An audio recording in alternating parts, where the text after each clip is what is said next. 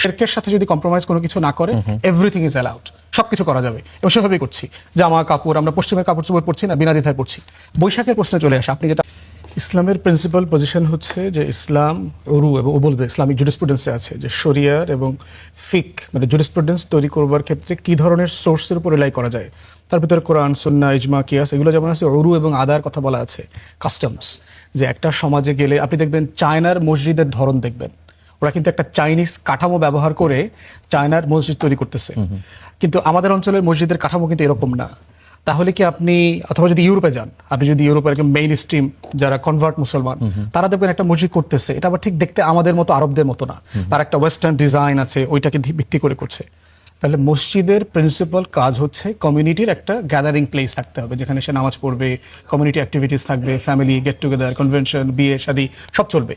তাহলে এই ডিজাইনের কালচারটা কি ইসলাম অ্যাকসেপ্ট করে না? করে। তাহলে উরু এবং আদা কাস্টম ট্র্যাডিশনের জায়গাতে ইসলামিক প্রিন্সিপাল জুরিসপ্রুডেন্স হচ্ছে শিরক হইল তার থ্রেশহোল্ড, যে আল্লাহর সাথে তৌহিদের প্রশ্নে যদি কম্প্রোমাইজ করবার জায়গা না আসে সবকিছু জায়েজ, একদম প্রিন্সিপাল পজিশন। এখন হচ্ছে আপনি যে পাঞ্জাবির কথা বললেন, যে প্রিন্সিপাল পজিশন কি, যে ইসলাম কাপড় চোপড়ের ব্যাপারে তো অ্যালাউ করে দিয়েছে।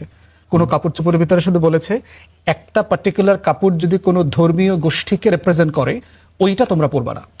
যেমন দেখবেন একটা খ্রিস্টান যে কাপড়টা পরে তার একটা পার্টিকুলার ধরন আছে, যেটা দেখলে বোঝা যায় যে উনি আসলে একজন খ্রিস্টান পাদ্রী। ইসলাম বলছে এই কাপড়টা তুমি পরবা না। কিন্তু আপনি যে কোটটাই পড়তে পারবেন, কোটটাই পরে তো কোনো সমস্যা নেই, মুসলমানরা দিব্যি পড়ছে। তাহলে সেই জায়গাতে প্রিন্সিপাল পজিশন হচ্ছে যদি আপনার শিরকের পলিথিজমের থ্রেশহোল্ড কোনোভাবে কম্প্রোমাইজ না করে সবকিছু জায়েজ।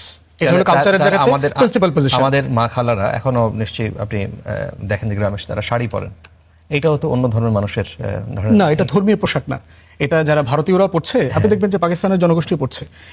কালচারের সোর্স কি? কালচারের সোর্স হচ্ছে মোটা দাগে জিওগ্রাফি, দ্বিতীয়ত হচ্ছে রিলিজিয়ন, বিলিফ সিস্টেম, যে কোনো ধরনের বিলিফ সিস্টেম। এই দুইটা হচ্ছে কালচারের মোটা দাগে বিলিফ সিস্টেম। ভারতবর্ষের মানুষরাও মাছ খায়, আমরাও মাছ খাই। মধ্যপ্রাচ্যের মানুষ তো সুইট ওয়াটার ফিশ মানে একটা ক্লোজ সার্কিটে যে মাছ পাওয়া যায় এটা তারা তো তাদের সফটওয়্যারের ভিতরেই নাই। তারা বোধ করে মাছ মানেই হচ্ছে সাগর, এর বাইরে আর কোনো মাছ নাই। তাহলে বলছে সে তো এটা খায় না কেন? কারণ তার জিওগ্রাফিতে এটা নাই। আবার আপনার জিওগ্রাফিতে ধান আছে কিন্তু ওর জিওগ্রাফিতে গম আছে, তাহলে ও গম খায়, ও রুটি খায়, আবার আমরা ভাত বেশি খাই। তাহলে প্রত্যেকটাই ঠিক আছে, এটা আমার ট্র্যাডিশনের অংশ।